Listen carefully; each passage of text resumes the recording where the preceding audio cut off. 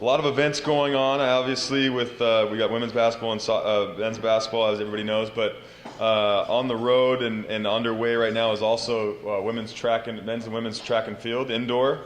There's about, I think they hit, the number is 22, so men's and women's, between the two of them, there's 22 qualifying marks. I'm not sure what that means. I was never very fast, so qualifying marks. There's Pocatello, Idaho, from February 27th through March 1st. They'll be at the Big Sky Championships, so they're on their way over there soon.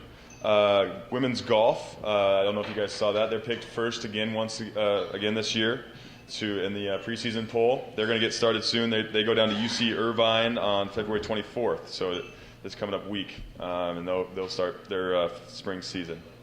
Women's softball, I think 2 weeks ago, Barb was here and was able to talk, we were introduced her, and talked about what she kind of sees for this season. And they've played a lot of games since then. I think they've played a total of, looks like 10 games between then and now. They went down to Arizona State and played in the Kajikawa Classic. And they went 2-3 in those games. Really tough opponents. They played against Colorado State, Utah, and Cal, so a couple Pac-12s. They also beat Indiana and New Mexico. So they did a good job there. And then this last weekend, they were at the Easton Desert Classic in Las Vegas at UNLV, and they lost 5 games, unfortunately, but they played against BYU, Nevada, Hawaii, Seattle U, and Chattanooga. So again, really tough schedule at the beginning here, and I think Barb and Tobin before, they've really tried to play some tough opponents in the preseason schedule. They're going to score a lot of runs this year, I think. I don't know if you call it score or earn a lot of runs this year, but hopefully they can find somebody to replace the awesome pitcher that graduated. So we'll get back on to basketball here. I think we'll start out with Tyler. Sherri just walked in the door. Thank you. Hi, Sherri. We'll start with Tyler. Obviously a tough home stretch there this weekend, but I was thinking about it. You look at the Big Sky Conference. At one point we were in bottom of the conference, and we won 6 of the 7. We hopped all the way up to 3rd. And then you lose 4, and then you're all the way back down now in 8th. But we're only 2 games away from being in 3rd place again. I mean, it's just crazy right now to look at the conference. They lost those 4 games by a total of 20 points combined. Obviously you guys saw it. I don't think that the game that Tim threw that ball away, I don't think that's how Tyler drew it up. But he's probably still thinking about that play. But it's still very obviously it's still in the grasp of getting into the a 3 or even a 2 seed probably in the Big Sky Conference tournament. So this week they got looks like they're going on the road right now to Southern Utah, and then Monday against Eastern Washington. So just keep in mind Tyler probably will. I guess he will not be here next Monday. So I'll introduce Tyler Geving. Well, the good news is I guess it's good news. About 2 weeks ago after that nice little homestand, and if you would have said we're going to Vegas, I would have put some money on red or something. But we fly into Vegas on Wednesday, and the luck we've had the last 2 weeks, I don't think I'm going to put my money on anything. So, like Tig said, it's obviously a fine line right now. I mean, we're 2 games out of 3rd place and 1 game out of 5th, and there's 6 games to go. And I think I said a couple weeks ago this thing's going to come right down to the wire. And obviously we had a great stretch, and then we had a tough stretch, so we got to rebuild and be right back at it. It'd be one thing if I thought we were just playing awful and getting our butt beat a little bit or something like that. Then you're a little bit more nervous. But the Montana game, I'm sure you guys heard about that, but that's one of those.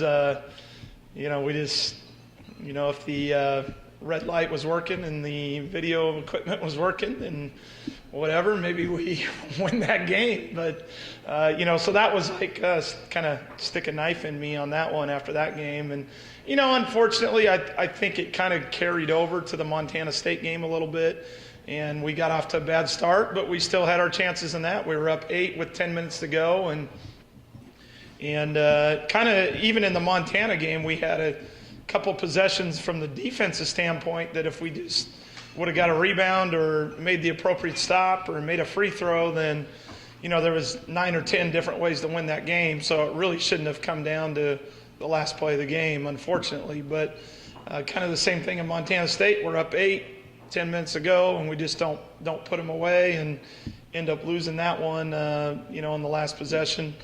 And then to come home to lose the way we did in Northern Arizona the other night was that was, stick two knives in me in the last week, kind of, it's, as I say, difference between good coach, bad coach, good coach, bad coach, good coach, bad coach can be one possession here or there, but and then unfortunately I think it probably carried over to the first half. I thought that was pretty embarrassing, I thought, from a coaching standpoint. And even the kids at halftime, you should have heard them. They were mad at each other, and a couple of the kids stood up and said, well, that's a joke that we just played like that. That's embarrassing. We're better than that. And so for them to say that, and it didn't have to come from us coaches, which was good. And then the second half, we came out and, all of a sudden we cut it to 4 and had that breakaway 2-on-1 and dribbled it out of bounds, but maybe cut it to 2. But so it was hard. It's such an emotional game. Like I said 2 weeks ago, we're top of the world, and a week later after some of those games and how you lose them, you're okay. We got to rally again. We got to stick together, and we got 6 more of them, and 4 of them, the next 4 are on the road, so that becomes a little harder. But like I told the guys, we've got to toughen up a little bit, and it's just one game at a time, and kind of just move forward. But we'll see what we can do on Thursday, and if we can get back on the. Sometimes it just takes winning again to kind of get the mojo back a little bit. But the kids are working hard, they have good attitudes, and as I was telling the table here, that's what makes it refreshing, that we don't have jerks, and they're not making it painful, and they're playing for each other, and they want to win. And it's hurt them as much as it's hurt the coaches and the fans. And if they didn't care, then I would obviously start to worry, but they care. Yeah, you know what? That hurt us Thursday night because Gary Winston had a tough game Thursday, and Deshaun, I think he had 19 points and was playing really well and was kind of carrying us. We were, defensively, we did a great job Thursday night. We wanted to shut down Max Jacobson. We held him to 8 points. We wanted to stop their point guard. We held him to like 12 points. They're all-league kind of 3-man. We did a great job. I mean, defensively, but we had a hard time scoring, and Deshaun was kind of carrying us down the stretch. And then when he hurt his ankle, it was like, we didn't have a lot of options to go to at the end. But even with that all said, we still had chances to win. And then he tried to go. He warmed up Saturday, and he probably could have played, but he wasn't going to be able to cut very well or do the things we needed him to do. And he'll be back on Thursday. He should be ready. But that definitely hurt us Thursday night a little bit, but that's the breaks of the game. So I thought Zach Gangler did a good job. Zach, for a freshman, I think you guys know why we're excited about him. And, for a kid his minutes have kind of gone down, and some other guys have played well for him. He played 22 minutes, had 8 points and a couple rebounds, and, he had a couple mistakes, but that's, it's not his fault for, it wasn't a lack of effort or anything like that. But you can tell he's obviously going to be a good player, and that was exciting to kind of see him answer the bell when it was his time up. Another guy that's played really well is Kyle Richardson. At Montana, he had 25 and 12.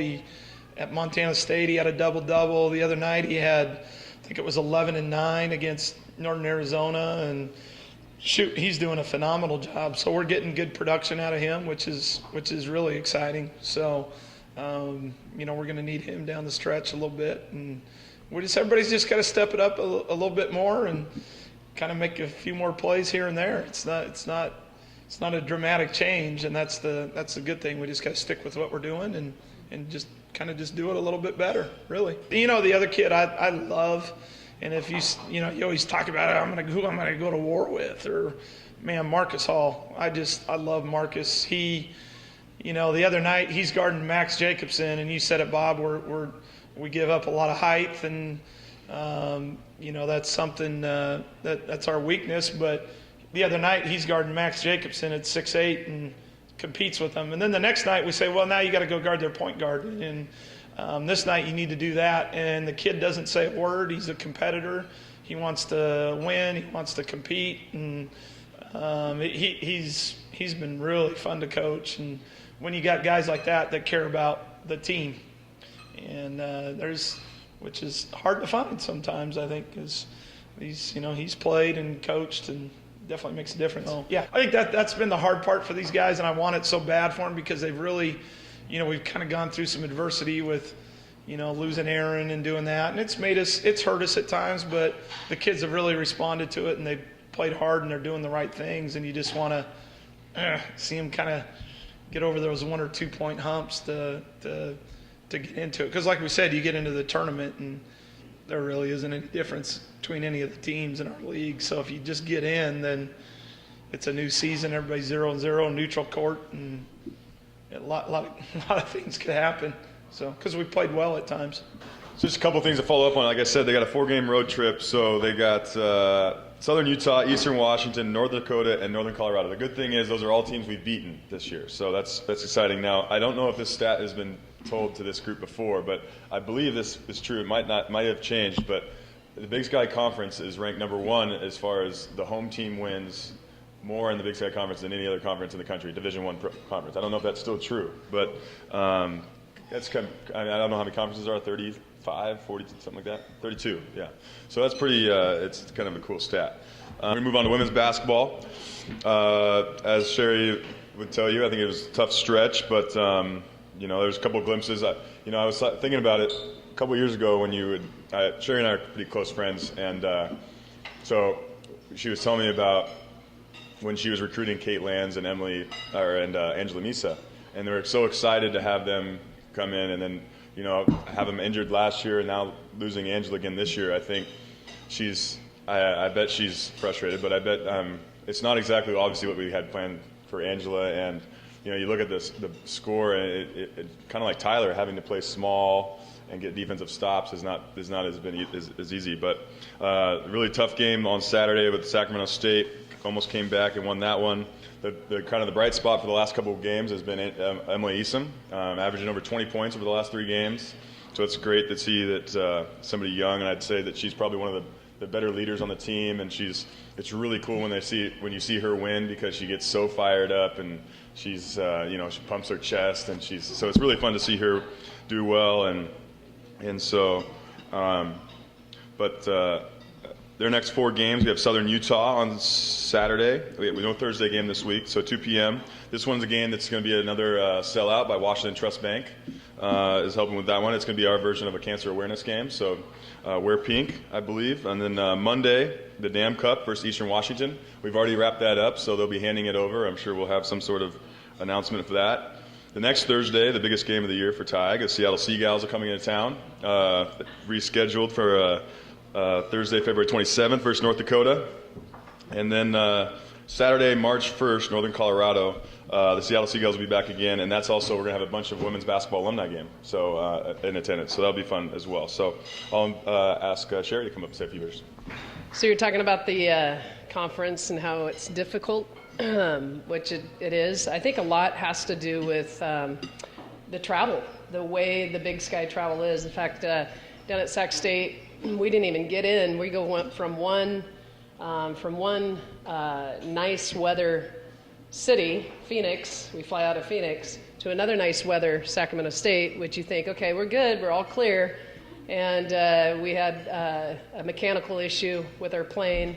Ended up coming in real late at Sacramento. Didn't even get a chance to shoot on their floor. So it's just it's Big Sky. I had dinner with a friend of mine who coaches in the WCC on Saturday or Friday night. We were laughing like, how sad is this? Both coaches out having dinner on Valentine's Day. She was just asking about our travel, and she's like, man, I can't imagine.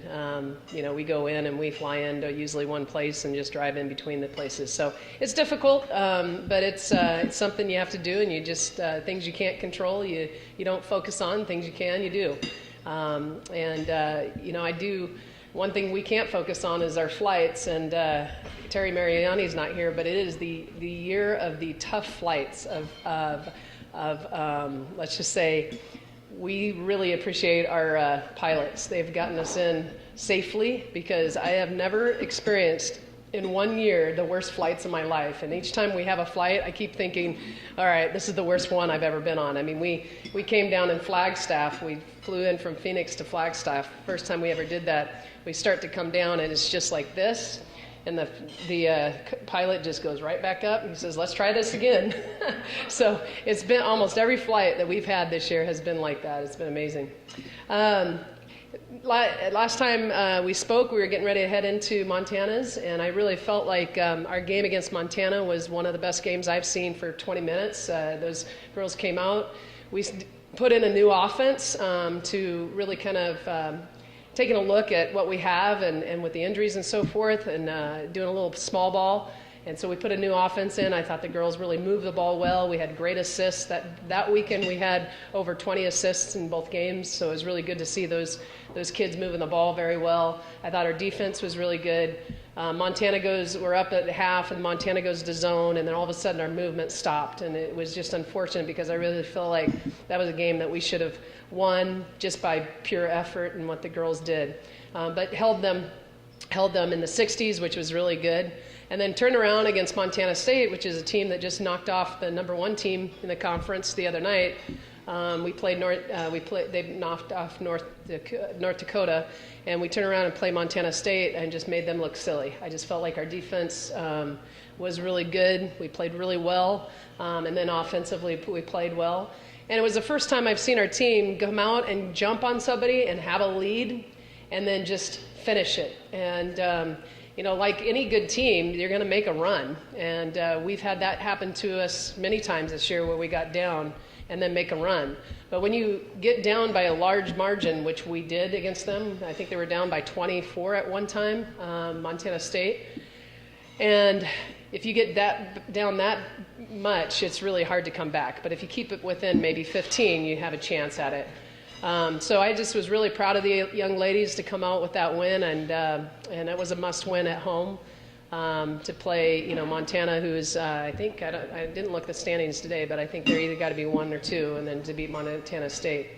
Go on the road again, which is something we really have been feeling like we do a lot of. So we went back on the road. We kind of wanted consistency but get back on the road. And Northern Arizona, unfortunately, we just don't match up well with that team, even though that, they beat Eastern the night after that. So they're a pretty good team. And we just really, again, came out in the first half. Our #1 problem is that we don't adjust during the game. Our kids don't adjust to our adjustments during the game. And they do it at halftime for some reason. For some reason, they go into the locker room and then they figure, okay, we're really going to do this now, coach. And I just don't understand it, to be honest with you. They know it's the problem. We know it's the problem, but we just got to do a better job. I think a lot of it has to do with some youth, combined with some players that have played a lot. But we come out in the second half and beat Northern Arizona in the second half. And it wasn't against their second string. It was against their first string. So that was a tough loss. Then we went into Sac State. If you guys seen the first game we played at Sac State, it was same exact game. Unfortunately, it was 80-84 at our place. It was 80-84 at their place, and they won. And it was really set up as same exact game. It was like we just hit replay button. And it was one of those things where we did everything right. We got ourselves in the right position. It was a heartbreaker. We had this one kid come down. We played great defense. I mean, really, really good defense. And L'Oreal knocks the ball out. Delaney and L'Oreal are diving for the loose ball. It pops out of their hand on the dive. It goes to a kid that hasn't shot a 3 all year, which most of their kids are made a 3 all year. Most of their kids make 3s. Pops into her hand. She just chucks it, banks in, So it was just one of those nights, unfortunately. But I thought our kids did all the right things. The one thing they didn't do, unfortunately, like Allie Brock's been playing well for us all year. She goes 1 for 7 at the free throw line, had 5 turnovers. She had a really tough night. And the bottom line, we lost the game because of free throws. We were 11 for 21. And we make our free throws, we win that game, we come home, and now we have a home stretch. So it was a little difficult to swallow that. Tyler mentioned he has good guys. They're not quitting. I think there was a point in time last year where our kids got down. You gotta recruit kids you can win with and recruit kids you can lose with. And what I mean by that is when you have tough times, you got to have character kids. And I felt like last year there was a point in time where some of our seniors just kind of quit or just got their heads down too much. Our kids haven't quit. They still are working hard. They still have that passion. And I think that makes me feel good because I think a challenge that anybody has in life is that if you don't care, it doesn't hurt as much. So when you stop caring, it doesn't hurt. And I really have seen the hurt in these kids' eyes when they're losing, and that makes me feel good. They do care about it. Because, you always think you care more about the job than they do, and sometimes that's true. But the kids really are caring. They really want to win. They're all zoomed in on us and what needs to happen. So that's the positive, and I'm looking forward to a 4-game stretch at home. Southern Utah, who we're playing this Saturday, they're the hottest team in our conference right now. I think they're going on a 6-game winning streak. We lost to them by 4 at their place.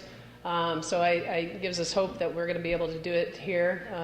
They have 2 big kids that really are some of the best post players in the conference, and they have a great coaching staff. Very good friend of mine, her and her husband are the coaches there at Southern Utah, and they're really good coaches. So they play a good style of basketball, and so it should be a good test for us. Yeah, I'm still there. I care. It hurts. We just talked about it. Thank goodness we have children to come home to, a family to come home to, because honestly, it's these tough times where you get a little hug from your son or daughter, and it just puts everything in perspective. Because you get a lot of pats on the back when you win. It's not so much when you lose, and you really focus on those kids. And so we're staying in there. We're hanging in there. We're going to fight like heck. And just like the men's side, it's a good parity conference. It's jumbled in there, and we're hoping to make a good 4-win stretch like Tyler did this couple of weeks ago. So.